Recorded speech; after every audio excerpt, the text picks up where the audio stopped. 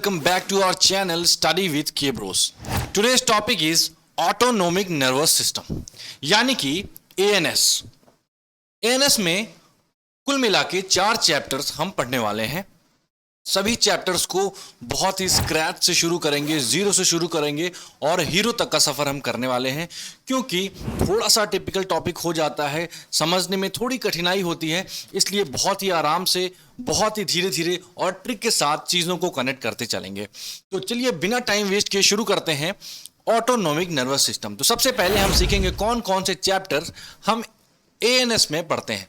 सबसे पहले हम पढ़ते हैं कोलिनर्जिक ड्रग्स, फिर एंटी कोलिनर्जिक ड्रग्स, फिर adrenergic drugs, followed by anti adrenergic drugs. ठीक है.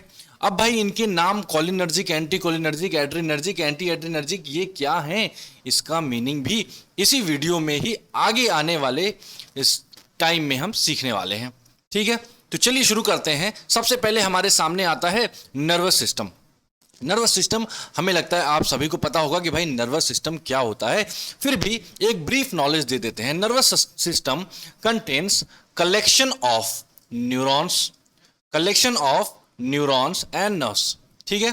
तो न्यूरॉन्स का काम क्या होता है? न्यूरॉन्स का काम होता है transmission of nerve impulse between the parts of body, यानी कि जो डिफरेंट बॉडी ऑर्गन्स हैं हमारी बॉडी में, उनके बीच में जो नर्व इंपल्स का ट्रांसफर है, जो मैसेजेस का ट्रांसफर है, उसी सिस्टम को मेंटेन करने का काम, रेगुलेट करने का काम हमारे नर्वस सिस्टम का है. ठीक है. चलिए नेक्स्ट आता है हमारे पास न्यूरॉन का एक स्ट्रक्चर. तो भाई न्यूरॉन क्या है? न्यूरॉन हमारे जो नर्वस सिस्टम है उसका स्ट्रक्चरल एंड फंक्शनल यूनिट है. ठीक है. तो दो चीजें न्यूरॉन में जान लेनी बहुत जरूरी है, एक इसके पार्ट्स और दूसरे इसके फंक्शन. तो सबसे पहले हम पार्ट्स से शुरुआत करते हैं. ये जो सबसे पहले हमारे पास रूट्स लाइक जो स्ट्रक्चर हैं, ये जो निकले हुए हैं रूट्स लाइक प्रोजेक्ट कर रहे हैं बाहर की तरफ, इन्हें हम कहते हैं डेंड्राइट्स. इन्हें हम क्या कहते हैं? डेंड्राइट्स. और भाई इन्हें क्या कहते हैं? This structure is known as cell body या फिर साइटोन. और ये जो पूरा स्ट्रक्चर है, इस पूरे स्ट्रक्चर को हम कहते हैं एक्सॉन. और एक्सॉन में ही ये जो गैपिंग्स पाई जाती हैं, ये जो गैपिंग्स हैं, इन गैपिंग्स को हम कहते हैं nodes of Ranvier. Notes of Ranvier कहेंगे सर, रणवीर बोल दें? नहीं भाई, रणवीर क्यों बोलेंगे? Notes of Ranvier. और लास्ट में आते हैं हमारे नर्व टर्मिनल, यानी कि जो हमारे न्यूरॉन्स के टर्मिनल्स हैं उनको हम देखते हैं यहां लास्ट में. ठीक है. यहां से सर क्या होता है? यहां से जो फाइनल नर्व इंपल्स है वो दूसरे पोस्ट सिनेप्टिक न्यूरॉन्स पे ट्रांसफर हो जाते हैं. ठीक है. ओके. अब इनके फंक्शंस देख लेते हैं. सर फंक्शंस तो हमें मालूम है, नर्व इंपल्स को ट्रांसफर करते हैं, वो तो ठीक है, लेकिन और भी क्या फंक्शन है चलिए देख लेते हैं. सपोज यहां पे कोई मैसेज आया कि भाई ये काम होना है किसी ऑर्गन में, या फिर इसको हम कह दें वेव ऑफ डीपोलराइजेशन हुआ. ठीक है. अब डीपोलराइजेशन रिसीव किया गया किनसे? डेंड्राइट से. ठीक है. डेंड्राइट्स ने रिसीव किया और चलते चलते चलते इनको ट्रांसफर कर दिया कहां पे? सेल बॉडी की तरफ. ठीक है. तो सेल बॉडी ने क्या किया?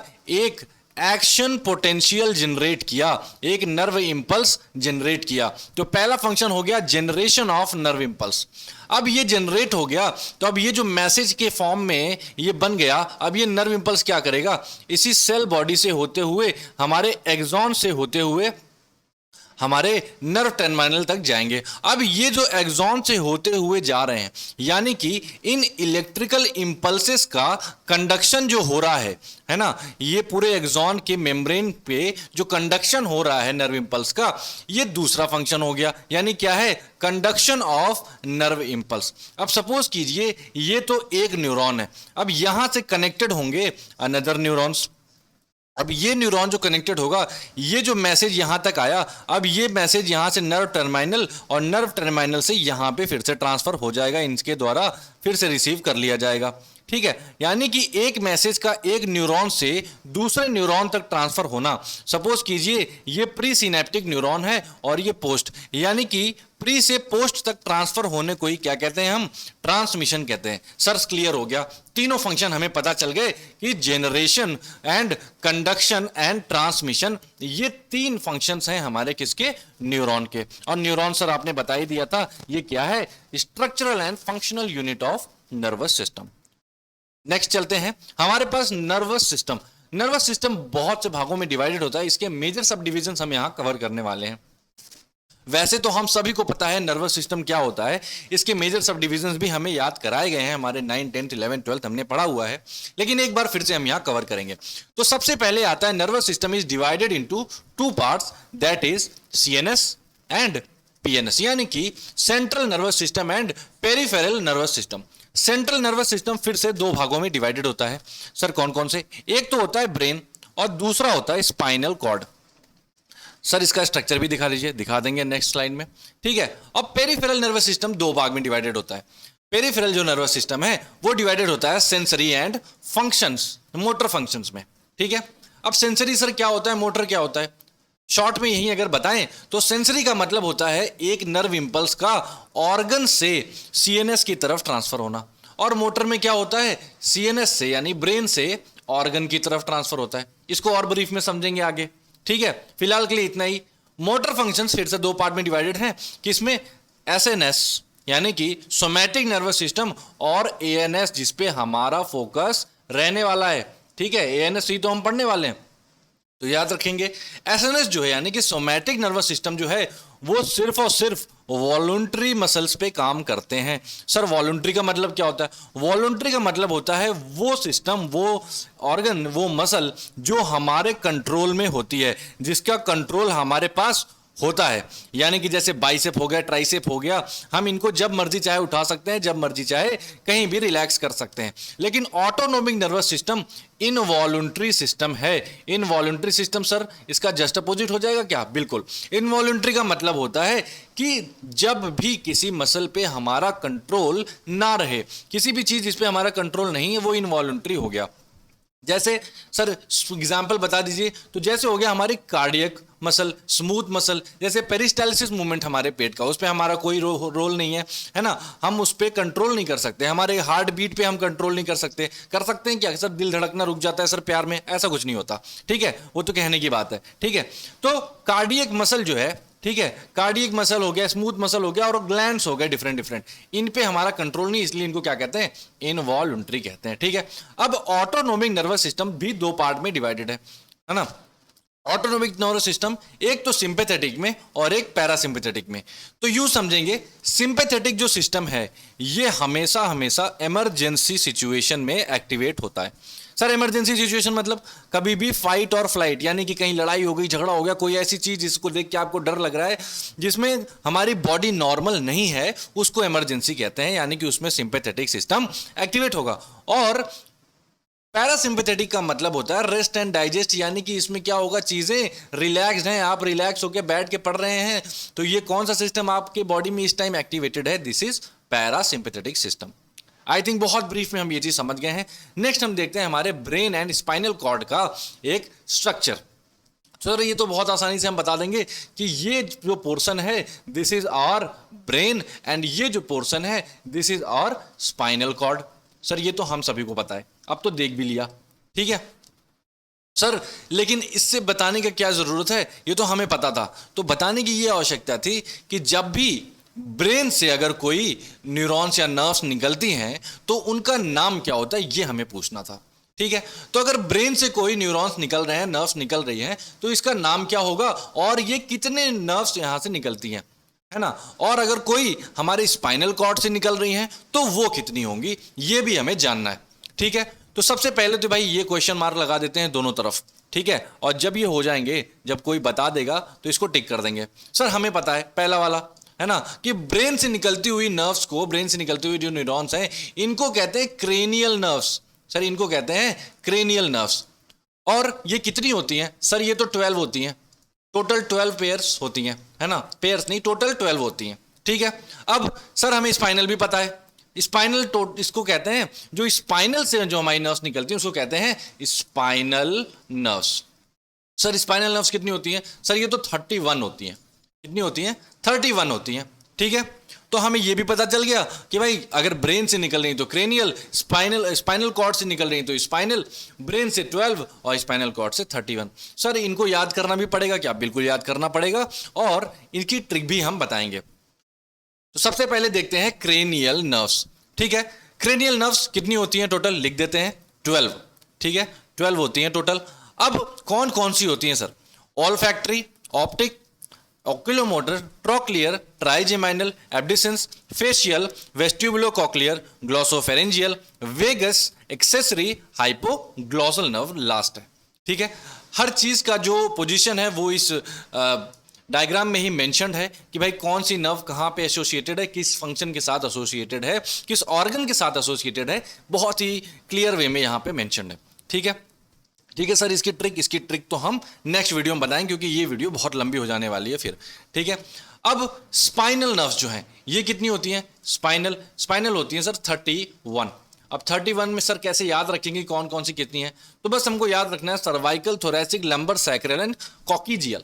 तो सर्वाइकल में याद रखेंगे 8 होती है, थोरैसिक में 12, लंबर 5, सैक्रल 5 एंड कॉकीजियल में 1।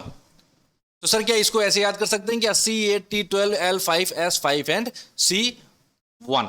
ठीक है सर, एक बार लिख देते हैं। बिल्कुल, C8, T12, L5, S5 and C1। तो ये हो गया हमारा, क्या हो गया? This is our spinal nerve. ठीक है, क्लियर है? बहुत ही आसानी से, बहुत ही छोटे छोटे ट्रिक्स के साथ हम इसको कनेक्ट कर रहे हैं, छोटी छोटी बातों के साथ कनेक्ट कर रहे हैं, ताकि आपके दिमाग में ये चीज लंबे समय तक रहती। नेक्स्ट है हमारे पास एफरेंट एंड इफरेंट।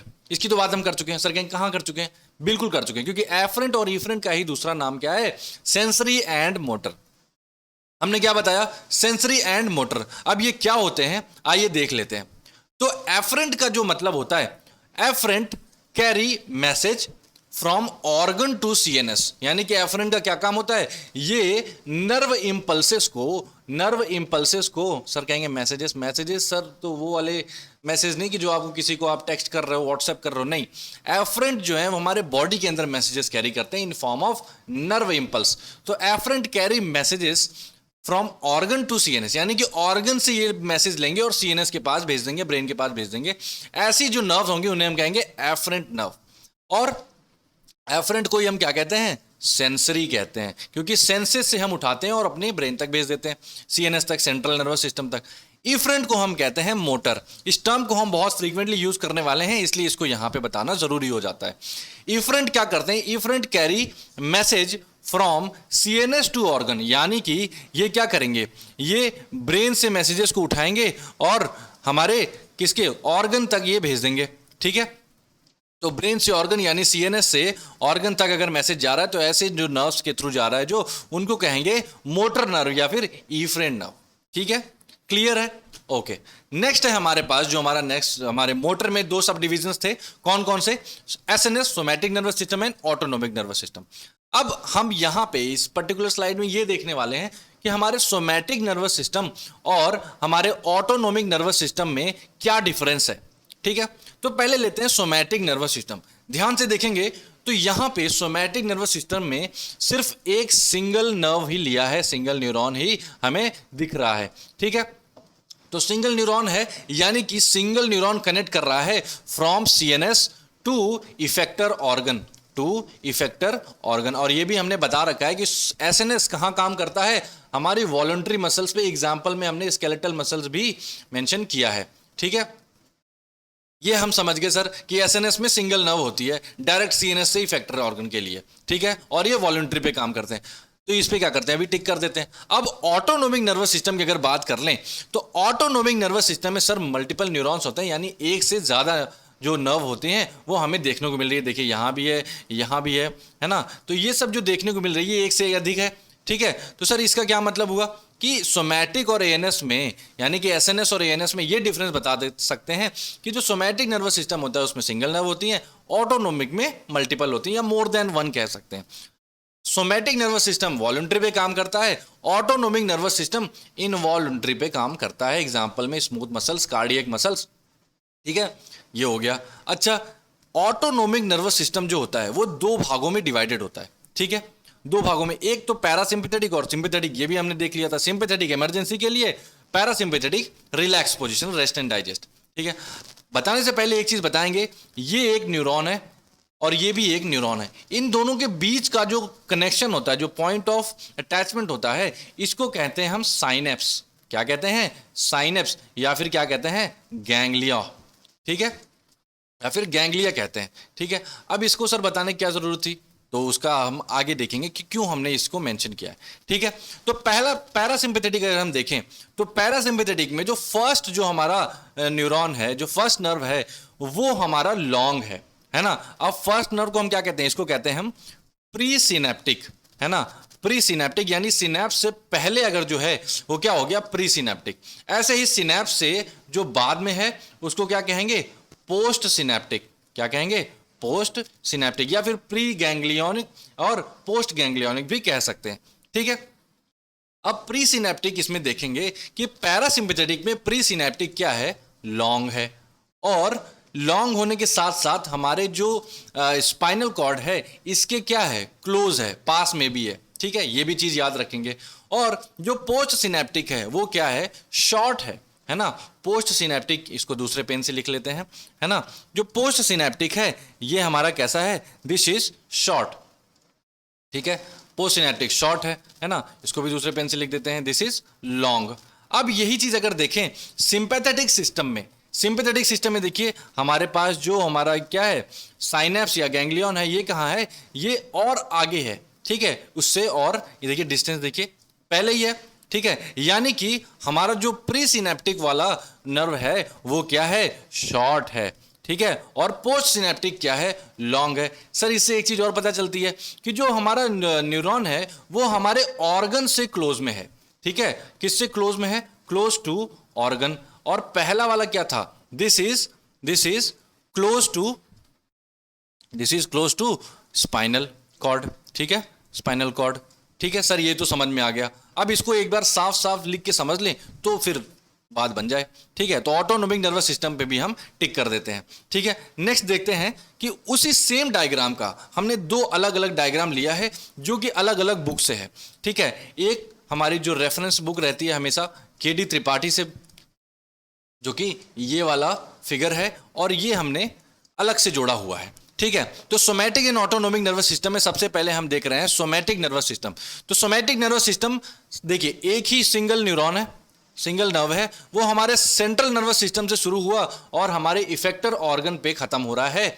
ठीक है, और ये क्या रिलीज करते हैं? इनमें जो न्यूरोट्रांसमीटर होते हैं, क्या होते हैं? न्यूरोट्रांसमीटर। ये कौन से होते हैं? ये होते हैं एसिटाइल कोलिन। ठीक है, ये चीजें हम याद रखने वाले हैं। सोमैटिक यहां पे भी देख लेते हैं। सोमैटिक में देखिए सीएनएस से शुरू हुआ, सीधा सीधा पेरिफेरी जाके हमारे इफेक्टर ऑर्गन पे ही खत्म हुआ है। This is also single. ठीक है, अब देखते हैं हमारा ऑटोनोमिक नर्वस सिस्टम। ऑटोनोमिक में दो आते हैं, पैरासिम्पैथेटिक और सिंपैथेटिक। ठीक है, पैरासिम्पैथेटिक में हमने बताया कि देखिए डिस्टेंस की बात तो पहले यहां कर लेते हैं। पैरासिम्पैथेटिक में क्या होता है? हमारा जो प्री वाला है ना, ये पोर्शन क्या है? लॉन्ग है। ठीक है, ये पोर्शन क्या है? लॉन्ग है। तो यहां पे देखिए अगर बना लें ऐसे कि जो हमारा पैरासिम्पैथेटिक है, ठीक है, पैरासिम्पैथेटिक जो है और सिंपैथेटिक। ठीक है, तो पैरासिम्पैथेटिक और सिंपैथेटिक में हमारा जो प्री सिनेप्टिक है ना, प्री सिनेप्टिक जो है ये क्या है? लॉन्ग है। ठीक है, बस इतना ही याद रखना है। और इसमें प्री सिनेप्टिक जो है ये क्या है? शॉर्ट है। बाकी इसका अपोजिट कर देंगे। ठीक है, तो पैरा में देखिए this is long and this is short. ठीक है, अच्छा एक चीज और ध्यान देने वाली है कि पैरासिम्पैथेटिक में जो हमारा न्यूरोट्रांसमीटर होता है, चाहे वो प्री गैंग्लियोनिक में हो चाहे पोस्ट गैंग्लियोनिक में हो, दोनों में ही एसिटाइल कोलिन होगा। यानी कि एसिटाइल कोलिन क्या हो गया? मेजर न्यूरोट्रांसमीटर हो गया। ठीक है, लेकिन सिंपैथेटिक में, पहले सिंपैथेटिक का हम लेंथ देख लेते हैं कि भाई प्री वाला क्या है? This is short, this is short. इसको दूसरे पेन से लिख लेते हैं क्योंकि यहां पे ये मिक्स हो जा रहा है। ठीक है, तो ये वाला क्या हो गया? This is short. आप डायग्राम में भी देख सकते हैं बुक में। एंड दिस जो पोस्ट सिनेप्टिक हमारा नर्व है, नर्व फाइबर है, दिस इज लॉन्ग। ठीक है, ये चीज क्लियर है। ठीक है, तो यहां पे एक चीज हमने मेंशन कर दी कि भाई प्री सिनेप्टिक वाला जो लॉन्ग है, इसमें प्री सिनेप्टिक क्या है, इसमें शॉर्ट है, ठीक है। और साथ ही साथ इसमें एसिटाइल कोलिन दोनों में ही पाया जाता है, यानी कि एसिटाइल कोलिन मेजर हो गया न्यूरोट्रांसमीटर। सिंपैथेटिक अगर सिस्टम में बात करें तो आप देखेंगे पहले में तो जो है एसिटाइल कोलिन है, लेकिन जो पोस्ट सिनेप्टिक नर्व फाइबर है उसमें हमारा एपिनेफ्रिन, नॉरएपिनेफ्रिन, एड्रेनलिन आ जाता है। यानी कि अगर हम कहें कि इसमें मेजर न्यूरोट्रांसमीटर कौन सा है, तो क्या हम एड्रेनलिन बोल सकते हैं क्या? तो इसमें एड्रेनलिन मेजर न्यूरोट्रांसमीटर हो गया। इसी से ही हमारा चैप्टर बना है, इसी से ही हमारा चैप्टर बना है। अब आप कहेंगे इससे मेरा चैप्टर कैसे बना है, तो रुकिए आपको अभी तुरंत यहीं पे ही एक्सप्लेन कर दिया जाएगा कि इससे चैप्टर कैसे बना है, ठीक है, जो हमने आगे नहीं बताया था। अब अगर किसी में सिर्फ और सिर्फ एसिटाइल कोलिन न्यूरोट्रांसमीटर है तो उस चैप्टर का नाम क्या है? कोलिनर्जिक। और जहां पे हमको उसके अगेंस्ट पढ़ाई करनी है दैट इज एंटी कोलिनर्जिक, ठीक है। और अगर कहीं पे न्यूरोट्रांसमीटर जो मेजर है वो हो गया एड्रीनर्जिक, क्या हो गया? एड्रीनलिन, है ना, एड्रीनलिन हो गया, तो वहां पे जो चैप्टर्स हम पढ़ने वाले हैं वो है एड्रीनलिन एंड, यानी कि एड्रीनर्जिक और एंटी एड्रीनर्जिक हम उसमें पढ़ने वाले हैं, ठीक है। इस तरीके से जो चैप्टर्स का डिवीजन हुआ है उसके लिए ये नाम इस तरीके से हमने यहां से उठाया है, ठीक है। तो अब आपको समझने में क्लियर होगा। सबसे पहले चलते हैं कि भाई इतना भसड़ करके देख लिया, इतना सब कुछ आपस में मिक्स हो गया, एक बार सर क्लियर कर देते हैं वंस एंड फॉर ऑल। तो पहले देखते हैं पैरासिम्पैथेटिक, यहाँ लिखा हुआ है, यहाँ सिंपैथेटिक लिखा हुआ है। ये भैया क्या है? पैरासिम्पैथेटिक मतलब रिलैक्स, ठीक है। और ये क्या है? This is emergency. तो पैरासिम्पैथेटिक का मतलब एक और क्या है? ठंड रखो, है ना, ठंड पाओ, ठीक है, ठंड पाओ, है ना। अब ओरिजिन पहले देखते हैं। ओरिजिन क्या है? क्रेनियोसैक्रल। क्रेनियोसैक्रल यानी कि क्रेनियोसैक्रल इनकी ओरिजिन है, ये भी हम आगे एक्सप्लेन करने वाले हैं। इनकी ओरिजिन सिंपैथेटिक की है डोर्सोलंबर, ठीक है। गैंग्लिया क्लोज टू ऑर्गन, ठीक है। पैरासिम्पैथेटिक में ऑर्गन के क्लोज होता है, ठीक है, ये भी हमने एक्सप्लेन कर दिया था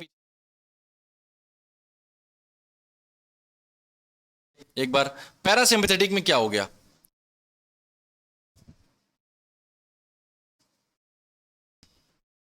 तो आइए इस चीज को भी यहां समझ लेते हैं। एक पॉइंट जो था, हमने ये तो डिस्कस कर लिया कि कौन सा नर्व किसके क्लोज में है, लेकिन एक चीज डिस्कस करना भूल गए कि कौन सा गैंग्लियन जो है, कौन सा साइनेप्स किसके पास में है। तो अगर हम देखें कि हमारे पैरासिम्पैथेटिक सिस्टम में क्या हो जाएगा, अगर ये जो गैंग्लियन है ना, ये जो गैंग्लियन है या साइनेप्स है, ये किसके पास में है? ये हम कहेंगे स्पाइनल कॉर्ड के पास में है या हमारे ऑर्गन के पास में है। तो हम देखेंगे कि भाई ये हमारे ऑर्गन के क्लोज है। अब अगर इसकी बात करें तो ये किसके क्लोज में है? हमारे स्पाइनल कॉर्ड के या ऑर्गन के? तो हम कहेंगे सर ये तो हमारे हमारे किसके क्लोज में है? स्पाइनल कॉर्ड के क्लोज में है, ठीक है। तो ये बातें हमने डिस्कस कर ली हैं, ठीक है। नेक्स्ट आइए देखते हैं pre ganglionic fibre. Pre ganglionic fibre किसमें बड़े होते हैं? पैरासिम्पैथेटिक में लॉन्ग होते हैं सर, ये तो हमने डिस्कस किया हुआ है। सिंपैथेटिक में क्या होते हैं? शॉर्ट होते हैं। पोस्ट की बात करें जस्ट इसका अपोजिट, पैरा में शॉर्ट, सिंपैथेटिक में long. Pre and post ganglion की बात करें तो पैरासिम्पैथेटिक में 1:1 का रेशियो होता है, सिंपैथेटिक में 1 से अधिक होते हैं, यानी कि 1:20 1:100 हो सकते हैं, ठीक है। क्योंकि ये कैसा है? इमरजेंसी है, तो इमरजेंसी में तो भाई ज्यादा लगेगा ना, ठीक है। ओके, नेक्स्ट आते हैं हमारे पास सिंपैथेटिक और पैरासिम्पैथेटिक सिस्टम का फिजियोलॉजिकल डिफरेंशिएशन। तो इसमें क्या होता है कि हम कुछ स्ट्रक्चर्स लेंगे, कुछ बॉडी पार्ट्स लेंगे और उसमें देखेंगे कि क्या चेंजेस आते हैं जब हमारा सिंपैथेटिक और पैरासिम्पैथेटिक स्टिमुलेशन होता है। यानी कि व्हेनेवर देयर इज सिंपैथेटिक और parasympathetic stimulation, what is the differential cause to our physiological activity, ठीक है। तो सबसे पहले है हमारा स्ट्रक्चर, और यहाँ पे है सिंपैथेटिक एंड ये है पैरासिम्पैथेटिक। ये थोड़ा सा यहाँ पे हमने उल्टा कर दिया है, यहाँ पे सिंपैथेटिक इस तरफ है और पैरासिम्पैथेटिक इस तरफ है, ठीक है। तो पहले बात करें अगर आइस की, तो आइस क्या होता है? अगर आप इमरजेंसी में किसी के सामने पहुंच जाते हैं, आपके सामने कोई ऐसी चीज आती है जिसको देख के आप डर जाते हैं, तो ऐसी सिचुएशन में आपकी आंखें क्या होती हैं? खुली की खुली रह जाती हैं।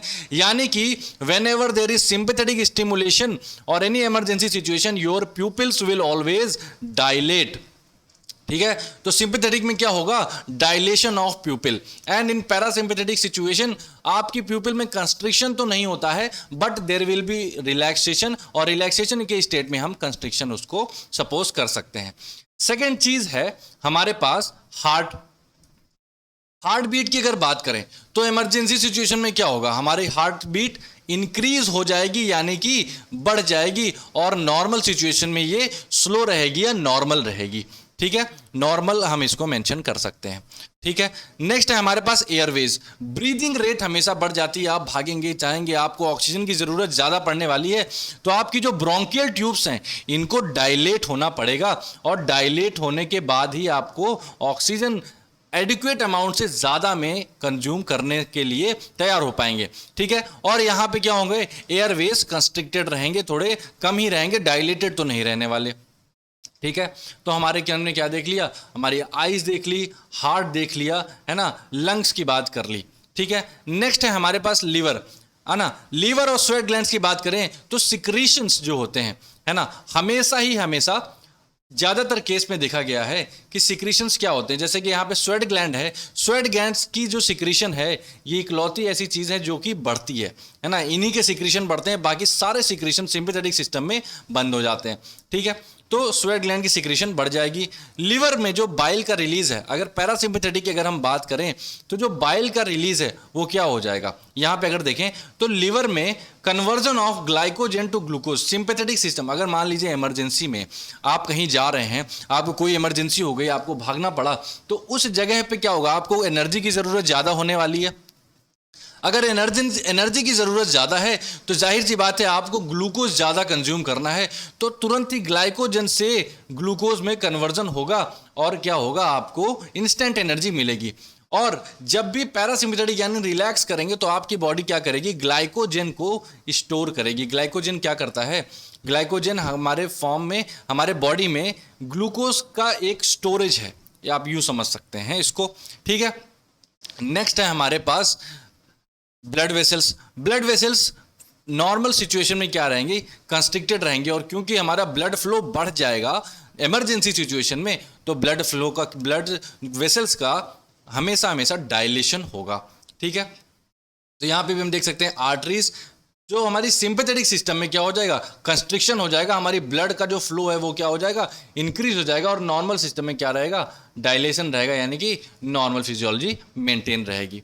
ठीक है, सलाइवरी ग्लैंड की बात कर लें तो सलाइवरी ग्लैंड हमने बताया था बाकी सारे सिक्रीशंस बंद रहेंगे, यानी कि सलाइवा का जो सिक्रीशन है वो क्या हो जाएगा, कम हो जाएगा, और नॉर्मल टाइम में आप सलाइवा का सिक्रीशन हमेशा बढ़ा हुआ रहता है, आप कोई भी फूड भी इंटेक कर सकते हैं, इमरजेंसी में आपको इसीलिए खाने का भी कम मन होता है।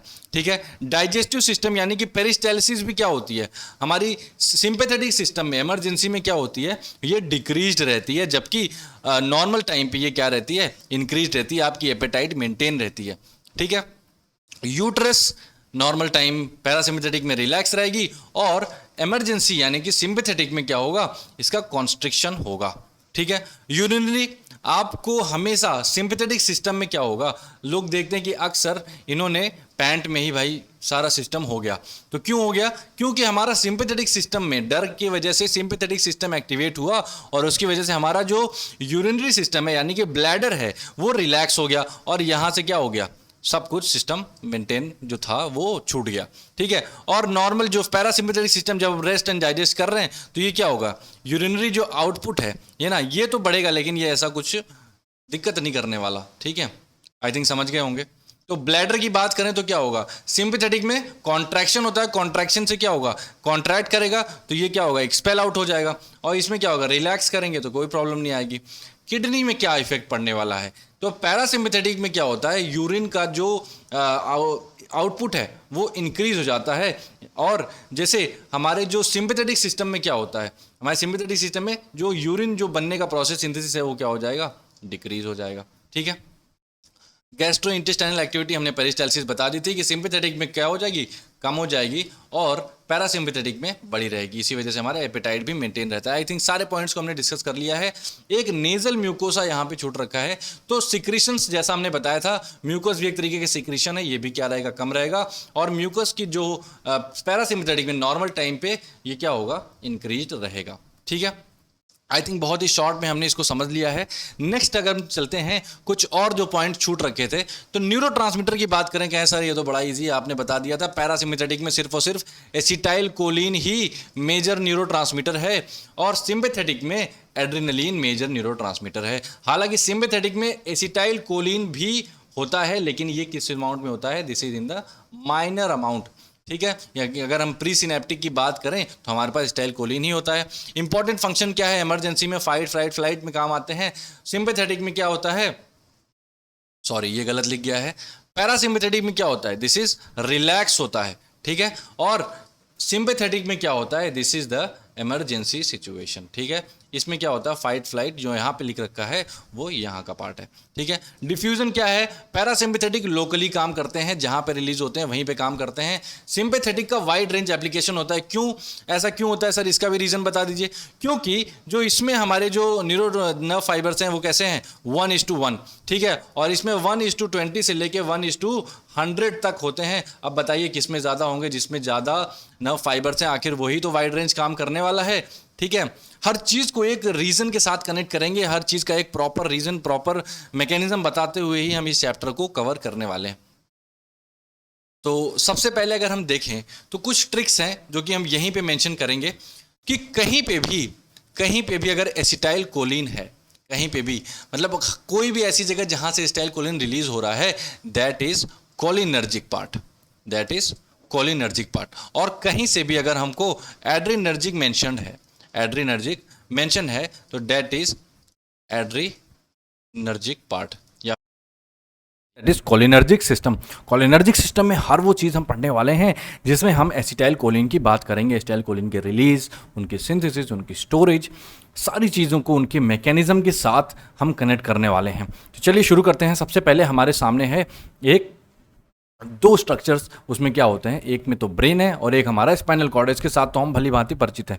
तो इसमें हम सबसे पहले ये देखेंगे कि कौन कौन से कोलिनर्जिक सिस्टम में हमारा पैरासिम्पैथेटिक और सिंपैथेटिक आउटफ्लो किस तरीके से रिलेटेड है, और साथ ही साथ ये देखेंगे कि कहाँ कहाँ पे हमारा acetyl choline as a neurotransmitter काम कर रहा है और कहाँ पे हमारा एड्रेनलिन एज ए न्यूरोट्रांसमीटर काम कर रहा है, क्योंकि इसी से हम डिफ्रेंशिएट कर पाएंगे। साथ ही साथ ये पहले हम देखेंगे कि कौन सी नर्व कहाँ से इनर्वेट हो रही है और उसमें किस तरीके के न्यूरोट्रांसमीटर पाए जा रहे हैं। तो शुरुआत करेंगे सबसे पहले हम हमारे क्रेनियल नर्व्स से। तो क्रेनियल नर्व्स यानी कि सबसे पहले हम ये बताएंगे कि कौन कौन से क्रेनियल नर्व्स में हमारी कोलिनर्जिक सिस्टम्स यानी कि कोलिनर्जिक इनर्वेशंस होते हैं। तो वो हैं 3, 7, 9 एंड 10। आपको इनके नाम हमने पहले ही बता दिए हैं। 3 का नाम हमारे होता है ऑक्यूलोमोटर, 7th का नाम होता है फेशियल, 9th का नाम होता है ग्लोसोफेरिंजियल एंड 10th इज और वेगस। ठीक है, इनको आप इसी तरीके से याद कर सकते हैं 3, 7, 9, 10। और चलिए इनके पोजीशंस पहले देख लेते हैं। तो सबसे पहले हम प्री सिनेप्टिक फाइबर्स बनाएंगे, प्री सिनेप्टिक फाइबर बनाएंगे और प्री सिनेप्टिक फाइबर के साथ में हम यहाँ पे, क्योंकि हमको पता है ये क्रेनियल है, तो यहाँ पे पैरासिम्पैथेटिक आउटफ्लो ही हम दिखा रहे हैं। तो पैरासिम्पैथेटिक आउटफ्लो में सपोज कीजिए ये एक न्यूरॉन की क्या है, सेल बॉडी है, और सेल बॉडी से निकला हुआ है ये एक्सॉन, और ये एक्सॉन जाके यहाँ पे क्या कर रहा है, यहाँ पे ये फिनिश हो रहा है। ठीक है, और ये हमारी है 3rd क्रेनियल नर्व। ठीक है, तो इसको हम क्या सकते हैं, इसको हम क्या कह सकते हैं, अगर यहाँ पे हम लिख दें कि प्री सिनेप्टिक, दिस इज और प्री सिनेप्टिक पैरासिम्पैथेटिक आउटफ्लो, क्या है, आउटफ्लो या नर्व फाइबर भी कह सकते हैं।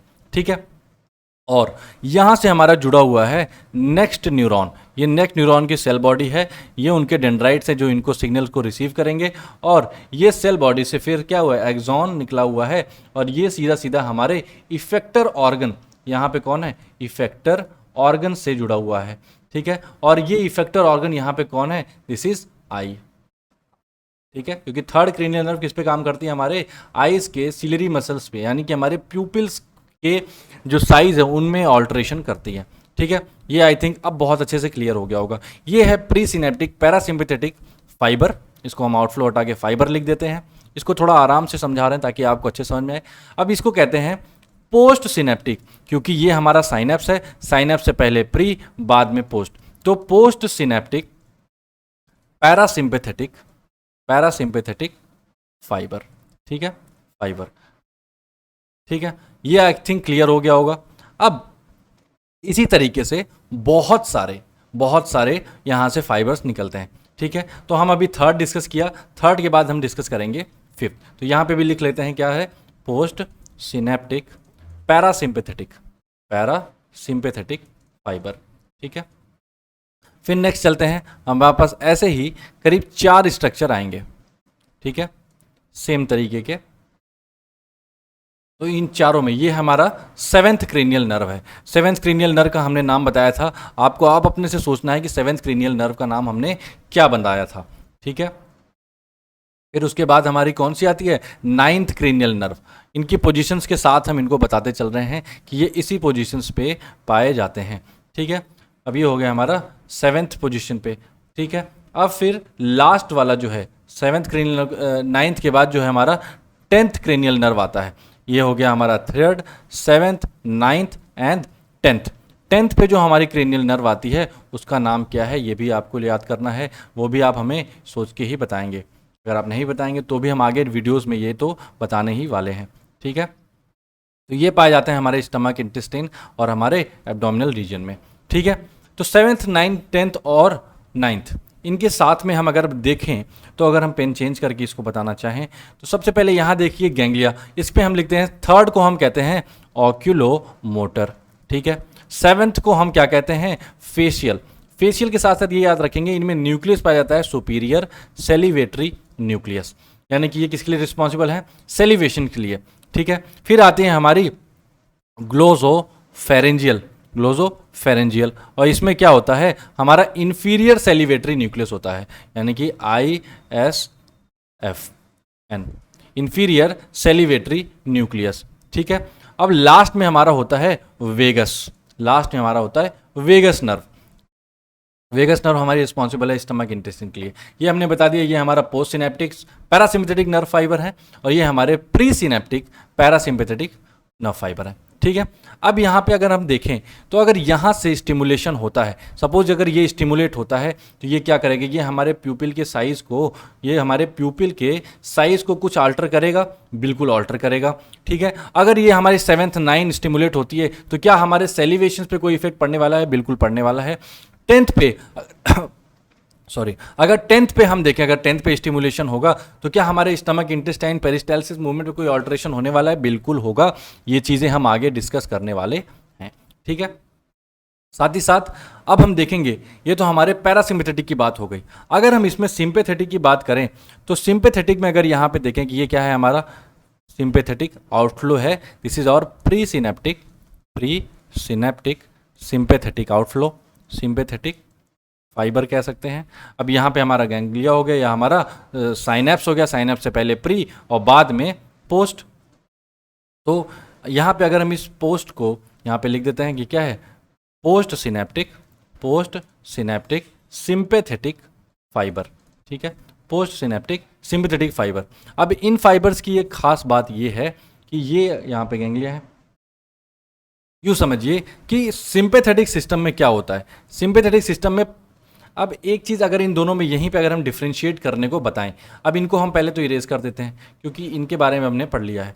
ठीक है, इनके बाद हम देखेंगे कि भाई इनके बाद इन दोनों में डिफरेंस, यानी कि सिंपेथेटिक और पैरासिम्पेथेटिक, ये है पैरासिम्पेथेटिक और ये है सिंपेथेटिक। ठीक है, अब यहाँ पे देखेंगे तो इन सभी के अगर इस गैंग्लिया की बात करें तो यहाँ पे पाए जाएंगे acetyl choline, acetyl choline, acetyl choline और एसिटाइल कोलिन। ठीक है, और यहाँ पे भी पाए जाएंगे एसिटाइल कोलिन, यानी कि प्री एंड पोस्ट दोनों ही एरियाज पे एसिटाइल कोलिन पाए जाने वाले हैं। ठीक है, जो न्यूरोट्रांसमीटर है। सिंपेथेटिक की अगर बात करेंगे तो प्री वाले जो साइनेप्स यानी कि प्री सिनेप्टिक जो एरिया है वहाँ पे तो एसिटाइल कोलिन हमको मिलेगा, लेकिन पोस्ट वाले में हमको मिलेगा नॉरएपिनेफ्रिन।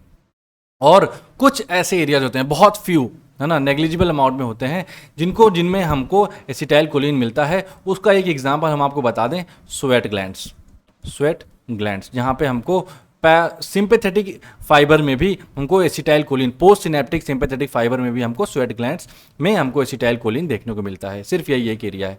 ठीक है, बाकी सब में नॉरएपिनेफ्रिन मेजर में हमको दिखता है, इसको हमने पहले भी डिस्कस कर लिया है। ठीक है, तो ये चीज़ आई थिंक अब आपको बहुत ही क्लियरली समझ में आ गई होगी। और इसके साथ साथ हम ये याद रखेंगे कि जितनी भी नर्व फाइबर सीएनएस से निकलती हैं वो सभी क्या होती हैं, कोलिनर्जिक होती हैं, वो सभी कोलिनर्जिक होती हैं। प्लस जो हमारे सीएनएस से, यानी कि जो हमारे न्यूरोमस्कुलर जंक्शन पे होती हैं, न्यूरोमस्कुलर जंक्शंस पे होती हैं, वो भी कोलिनर्जिक होती हैं। ठीक है, तो इससे सर हमें क्या समझ में आता है, ये तो हमने पढ़ लिया, लेकिन इससे समझ में क्या आता है और इससे क्या क्वेश्चंस हम समझ सकते हैं अपने से। तो आप ये क्वेश्चन एक्सपेक्ट कीजिएगा कि आपसे सवाल आएगा कि हमारे पूरे बॉडी में टोटल कोलिनर्जिक सिस्टम कितने हैं, टोटल कोलिनर्जिक सिस्टम कितने हैं।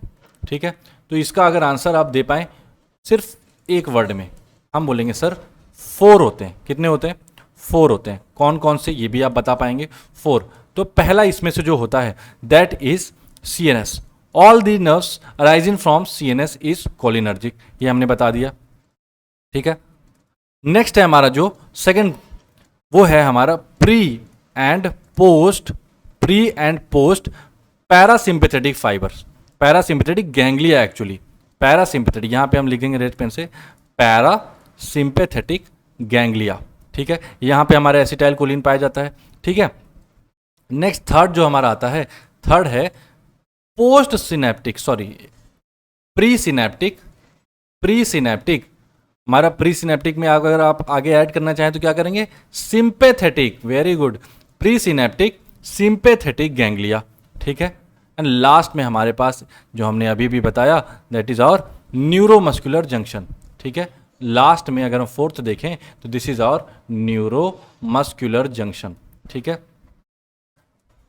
तो ये 4 एरियाज हैं, CNS, pre and post parasympathetic ganglia and pre synaptic sympathetic ganglia and neuromuscular junction. इन्हीं चारों जगह पे ही हमारे क्या है, इन्हीं चारों पोजीशंस में, यही पूरे बॉडी में इन्हीं जगहों पे हमारी कोलिनर्जिक सिस्टम काम करती है।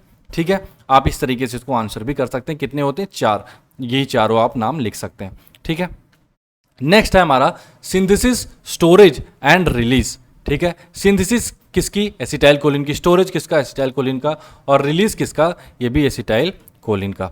ठीक है, तो चलिए देखते हैं सबसे पहले क्या होता है। हमारे जो स्टमक है, हम फूड इंटेक करते हैं और फूड इंटेक करने के बाद जो स्टमक से हमारा जो कोलिन होता है और इंटेस्टाइन से कोलिन जो होता है वो एब्जॉर्ब होता है। ठीक है, एब्जॉर्ब होने के बाद एक ट्रांसपोर्टर की मदद से, ये क्या है? एक ट्रांसपोर्टर है, एक ट्रांसपोर्टर की मदद से हमारे जो नर्व टर्मिनल्स होते हैं, नर्व टर्मिनल्स में ये एंटर कर जाते हैं एक ट्रांसपोर्टर की मदद से। तो कोलिन वहाँ पे एंटर कर गया और वहाँ पे उसको कौन मिलता है? एसिटाइल को ए, जो कि माइटोकॉन्ड्रिया से आ रहा होता है। एसिटाइल को ए मिलता है और दोनों जुड़ के बनाते हैं एसिटिल कोलिन।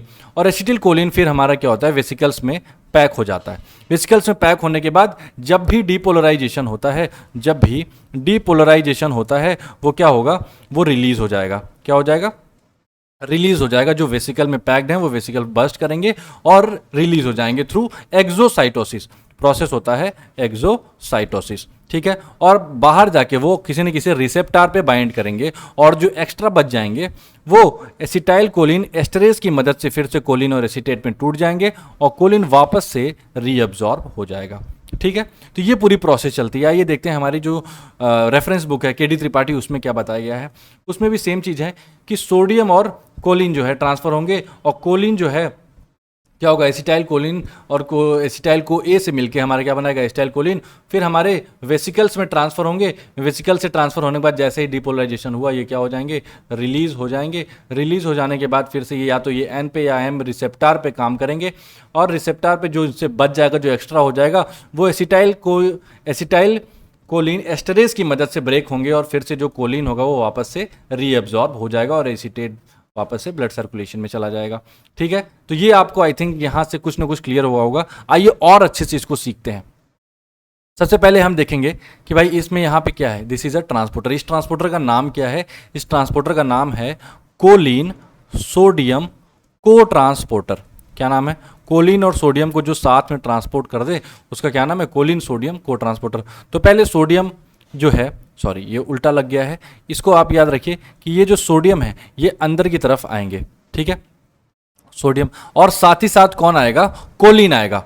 सोडियम और कोलिन एक साथ अंदर आ जाएंगे। ठीक है, और कोलिन के साथ फिर यहाँ पे ये हमारा देखिए नीचे दिया हुआ है माइटोकॉन्ड्रिया।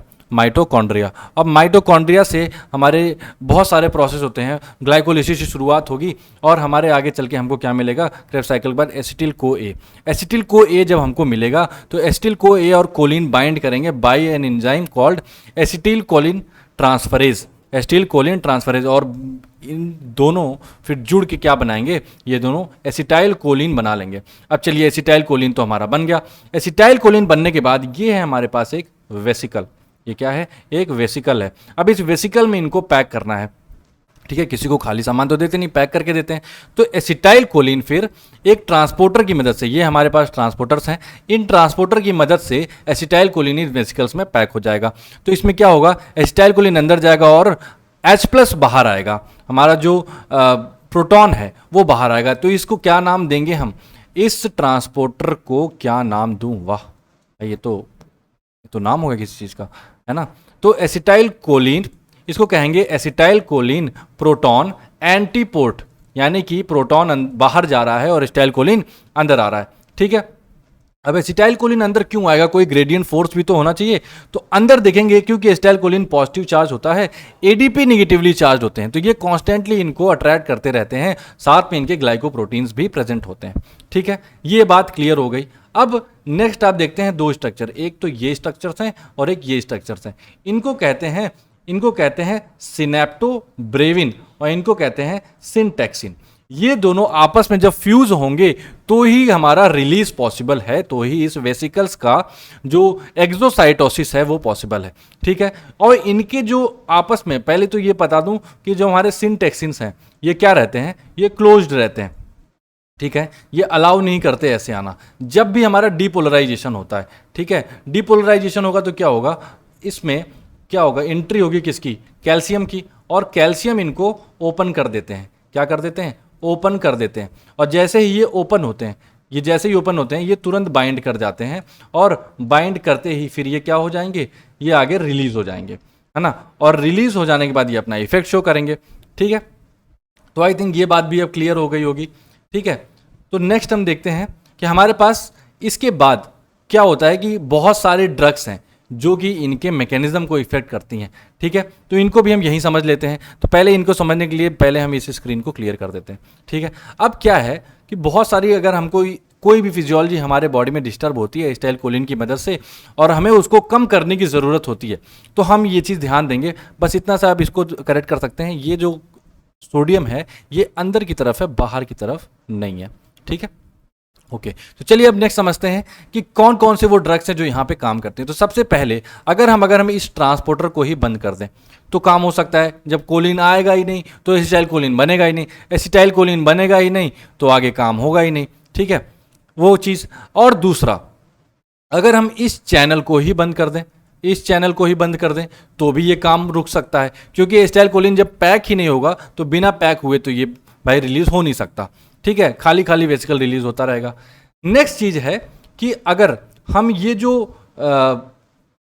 सिंटैक्सिन और सिनेप्टोब्रेविन है, इनको ही अगर हम किसी मीडियम से डिस्ट्रॉय कर दें या इनको डाइजेस्ट कर दें या इनको ख़राब कर दें, इनएक्टिवेट कर दें, तो क्या ये रिलीज़ हो पाएंगे? बिल्कुल नहीं हो पाएंगे, वेसिकल्स तो पड़ा रह जाएगा, ये तो फ्यूज़ ही नहीं होंगे तो रिलीज़ कहाँ से होंगे? कितना भी डिपोलराइजेशन हो, हमारा जो वेसिकल है वो एक्सोसाइटोसिस नहीं होगा, ठीक है। तो तीन चीज़ हम देख लिया। तो सबसे पहले हम ध्यान देंगे, हम इस ट्रांसपोर्टर को बंद करने वाले हैं। बंद करने के लिए हम ड्रग यूज़ करेंगे, कौन सी ड्रग यूज़ करेंगे? हेमिकोलिनियम। हेमिकोलिनियम हेमिकोलिनियम क्या करेगा? इनकी एंट्री को, कोलिन के एंट्री को इनहिबिट कर देता है, ठीक है, इन ट्रांसपोर्टर को बंद करके। दूसरी ड्रग है हमारे पास वेस्मिकॉल। वेस्मिकॉल का क्या काम है? ये जो वेसिकल्स में फिलिंग है इनको इनहिबिट कर देगा, तो इसको हम क्रॉस कर देते हैं, ठीक है। दूसरा है हमारे पास यहाँ पे जो ड्रग आती है जो इनको डाइजेस्ट करती है, सिंटैक्सिन एंड सिनेप्टोब्रेविन्स को, ये कौन है? ये है हमारी BTX यानी कि बोटुलिनम टॉक्सिन। बोटुलिनम टॉक्सिन कहते हैं हम इन्हें, ठीक है।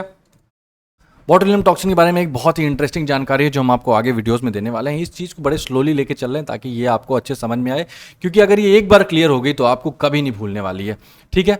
तो चलिए ये चीज़ अब हम समझ गए हैं, एक बार इस डायग्राम में भी देख लेते हैं। यहाँ पे एसिटिल को ए है और कोलिन है, इनकी जो एंट्री है यहाँ पे देखिए इनहिबिट हो रही है, और इनको इनहिबिट कौन कर रहा है? यहाँ पे इनको इनहिबिट करने वाला है हेमिकोलिनियम। हेमिकोलिनियम इनहिबिट द कोलिन अपटेक, ठीक है। दूसरा है वेसिकल्स में फिलिंग हम रोक रहे थे थ्रू वेसामिकॉल। ठीक है। वेस्मिकॉल ये क्या करता है, इनिबिट द वेसिकुलर अपटेक, यानी कि वेसिकल्स में जो फिलिंग है उनको इनिबिट कर देंगे। ये हमने देख लिया, ये हमने देख लिया। लास्ट में जो एक्सोसाइटोसिस के प्रोसेस को हम रोक रहे हैं through botulinum toxin inhibit the acetyl choline release. ठीक है, ये भी हमने देख लिया। एक चीज़ और यहाँ पे एक एक्स्ट्रा चीज़ है कि भाई यहाँ पे एसिटाइल कोलिन एस्टरेज होते हैं जो क्या करते हैं, कोलिन और एसीटेट में ब्रेक करते हैं और इसका क्या होता था, रीअब्जॉर्प्शन होता था।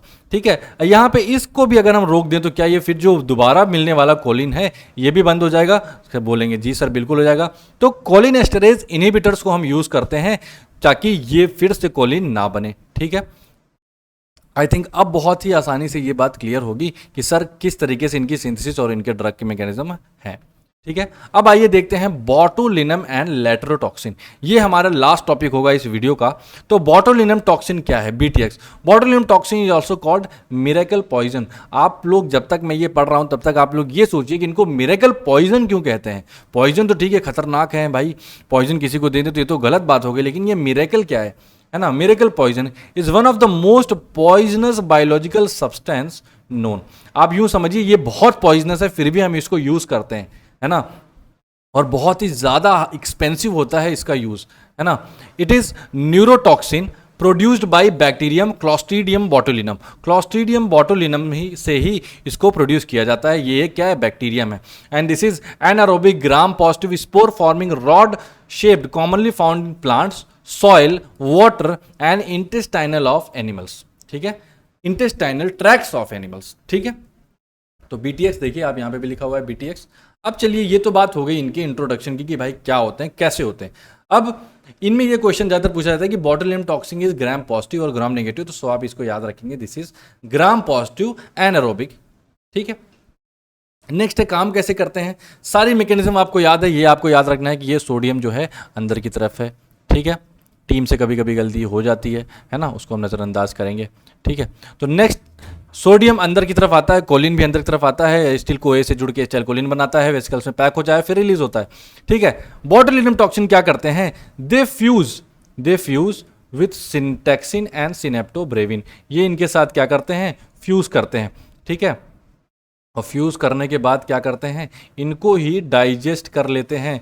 ठीक है, इनको क्या कर लेते हैं, डाइजेस्ट कर लेते हैं, और डाइजेस्ट करने के बाद इनकी जो प्रॉपर्टीज़ हैं उनको इनिबिट कर देते हैं। ठीक है, तो ये ख़त्म हो गए, है ना। ये दोनों तरफ से क्या इनको क्रॉस कर देते हैं। अगर ये रहेंगे ही नहीं तो रिलीज़ क्या होगा, नहीं हो पाएगा, यानी कि रिलीज़ इनिबिट हो जाएगा। और कहीं पे भी एस्टाइलकोलिन की ज़रूरत है, मान लीजिए कोई भी चीज़ आपको दौड़ने की भागने की ज़रूरत पड़ी और आप में कंटिन्यूस डिपोलराइजेशन हो रहा है, कैल्शियम आ रहा है, लेकिन ये पे तो है ही नहीं, यहाँ पे डाइजेस्ट हो चुके हैं, तो यहाँ पे क्या ये काम करेगा, बिल्कुल काम नहीं कर पाएगा, और इसकी वजह से आपका रिलीज़ नहीं हो पाएगा, जिसकी वजह से क्या होगा, वो ऑर्गन ही काम करना बंद कर देगा।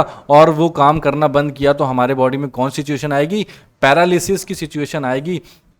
पैरालिसिस में आखिर होता क्या है, हमारे एसिटाइल कोलिन का रिलीज ही बंद हो जाता है उस ऑर्गन पे, तो वहाँ पे काम करना ही वो चीज़ बंद कर देती है। ठीक है, आई थिंक ये बात अब बहुत आसानी से क्लियर होगी। अब इसको मिरेकल पॉइजन, सर आपने बताया था सर ये मिरेकल पॉइजन है, ऐसा क्यों कहते हैं। याद रखिए मिरेकल पॉइजन इसको इसलिए कहते हैं क्योंकि आगे देखेंगे, क्योंकि हम इसको आगे देखेंगे, यहाँ पे नहीं बताएंगे, आपको अभी भी याद ही करना है।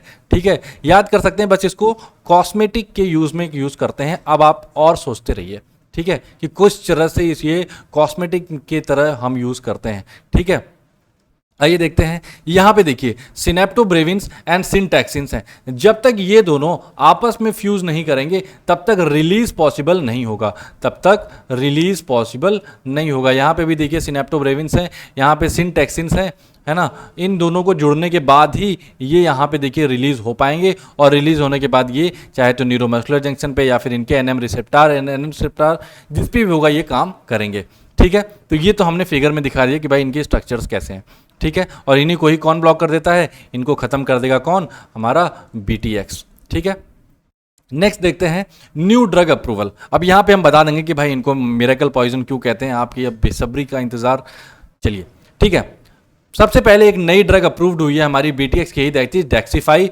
एक्टिव इंग्रेडिएंट्स में पाया जाता है डेक्सी बोटुलिनम टॉक्सिन एएलएनएम, और इसके जो मैकेनिज्म है वो सेम है, एसिटाइल कोलिन रिलीज को इनिबिट कर देता है, हमारे न्यूरोमस्कुलर ब्लॉकिंग एजेंट भी ये है। ठीक है, इंडिकेशंस क्या है, इंडिकेशंस की आपको कोई ज़रूरत नहीं है, आपको इसको यूज़ तो करना नहीं है, फिर भी हम बता देते हैं। Moderate to severe glabellar lines associated with corrugator और प्रोसोरस मसल एक्टिविटी, ठीक है। यूजेस, अब देखिए यहां पे आपके क्वेश्चन का आंसर है सर मिरेकल पॉइजन इसलिए कहते हैं क्योंकि this is used for wrinkle. भाई एंटी रिंकल एजेंट हैं, कई इंजेक्शंस यूज होते हैं, बहुत बड़े स्टार्स, बहुत बड़े बड़े जो हमारे एक्टर्स हैं वो इसको यूज करते हैं ताकि वो अपनी एज से कम दिख सकें, ठीक है। नेक स्पैस्म यानी कहीं भी स्पैस्म हो, मसल स्टिफनेस हो, उसकी जगह पे इनको यूज किया जाता है। आप देख रहे हैं यहाँ पे देखिए ये इंजेक्शन दिया गया, दिस इज BTX। यहाँ पे ये जो रिंकल्स था ये देखिए यहाँ पे नॉर्मल हो गया, इसके बारे में हम यहाँ पे ये नहीं डिस्कस कर रहे हैं, ठीक है। बस इतना दिखाने की कोशिश है कि ये रिंकल्स को किस तरीके से ठीक करते हैं, क्योंकि यहाँ पे एसिटाइल कोलिन जब होगा ही नहीं तो ये रिंकल्स का फॉर्मेशन नहीं होगा। देखिए ये बिफोर और आफ्टर की सीनरी है, ठीक है। अब नेक स्पैस में देखें कई बार आपकी गर्दन मोड़ने में दिक्कत होती है, आप कहीं पे भी आप देखते हैं कि अगर आप कहीं आड़े टेढ़े सो गए जिससे आपके जो नेक की मूवमेंट है वो रिस्ट्रिक्ट हो जाती है, और किसी भी अदर ऑर्गन्स में भी अगर स्टिफनेस आ गई उसके लिए भी हम इसको यूज़ करते हैं, ठीक है, जैसे कि इस फोटो में दिखाया गया है, इस पिक्चर में हमने देखा है, ठीक है। नेक्स्ट आता है हमारा ब्लैक विडो स्पाइडर, ये हमारा लास्ट का लास्ट टॉपिक है, black widow spider. It is a female wild female spider, it produces latrotoxin. Latrotoxin पूछता है कि भाई latrotoxin is produced by black widow spider, ठीक है। देखिए ये है हमारी ब्लैक विडो स्पाइडर, ये बहुत ही खूबसूरत, बहुत ही लेकिन खतरनाक है। It kills the male spider after the sexual activity, यानी कि after the coitus it kills the male spider and eat it for the nutrition, यानी कि उसको खा लेती है अपने बच्चों के लिए ताकि इसके बच्चे क्या हों, बहुत ही हिस्ट पुष्ट हों, न्यूट्रिएंट वाले फेस उनको मिलते रहें, ठीक है। नेक्स्ट आइए मैकेनिज्म देखते हैं। मैकेनिज्म तो वही सेम है, बस याद क्या रखना है, सोडियम और कोलिन साथ में अंदर आ रहे थे, ठीक है। तो सोडियम और कोलिन साथ में अंदर आए, एसिटिल कोए से मिले, एसिटिल कोलिन बना, कोलिन क्या हुआ, वेसिकल्स में ट्रांसफर हुआ, वेसिकल्स में ट्रांसफर होने के बाद ये क्या हुए, सिनेप्टोब्रेविन और सिनेप्टेक्सिन मिले, हमारा डीपोलराइजेशन हुआ, डीपोलराइजेशन से क्या हुआ, कैल्शियम आया, कैल्शियम की वजह से क्या हुआ, ये खुल गया इसका गेट और ये आपस में जुड़ गया, रिलीज हो गया। अब रिलीज होने के बाद क्या हुआ, देखिए रिलीज हो गया है, वेरी गुड। अब ये क्या करते हैं, ये देखिए एक चीज और याद रखना है कि जो हमारे लेट्रोटॉक्सिन है, लेट्रोटॉक्सिन है, ये BTX के जस्ट अपोजिट है। BTX के क्या है, जस्ट अपोजिट है। अगर ये इस डायरेक्शन में है तो ये इस डायरेक्शन में काम करने वाले हैं, ठीक है। तो यहां लिख देते हैं क्या है, ये अपोजिट है। और ये भी मत कहिए कि भाई अपोजिट अट्रैक्ट्स, नहीं, यहाँ पे ये चीज़ काम में नहीं आने वाली। तो ये BTX की बात हम कर चुके हैं कि BTX क्या करते थे, रिलीज को इनिबिट करते थे। तो लेट्रोटॉक्सिन क्या करेंगे, ये रिलीज को बढ़ा देंगे, यानी बार बार रिलीज कराएंगे, एक बार हो गया, दो बार हो गया, कई बार रिलीज कराएंगे, जिससे हमारे बॉडी में क्या हो जाएगी, कोलिनर्जिक क्राइसिस, ओवर सिक्रीशन हो जाएगा, मुंह से झाग, आंख से आंसू, और जितनी भी हमारी सिक्रीशंस है वो हाइपर एक्टिव हो जाएंगी, जिसकी वजह से यानी कि जैसे हमारे 3rd, 7, 9, 10 ये जितने भी क्रेनियल नर्व्स थी, 3rd से हमारी आई की सिक्रीशंस, हमारे 7 से सेलिवेशन की सिक्रीशंस है ना, 9 से भी सेलिवेटरी सिक्रीशंस, 10 से हमारी जो वेगल प्रॉब्लम, पेरिस्टाल्सिस, सब कुछ एबनॉर्मल हो जाने वाली है, जिसकी वजह से हमारे बॉडी में एबनॉर्मलिटी की सिचुएशन डेवलप हो जाएगी, ठीक है। इसलिए ये लेट्रोटॉक्सिन बहुत ही खतरनाक होता है। कई बार बहुत सी हमारी स्नेक बाइट्स में भी ऐसी चीज़ें देखने को मिलती है, इसीलिए जब भी देखते हैं कि भाई स्नेक बाइट जब भी होती है, इन लोगों के मुंह से झाग, ऐसी चीज़ें आती हैं, ठीक है। तो आई थिंक ये अब आपको बहुत ही क्लियरली समझ में आ गया होगा। नेक्स्ट हम फिनिश करते हैं इस सेशन को कुछ क्वेश्चंस के साथ।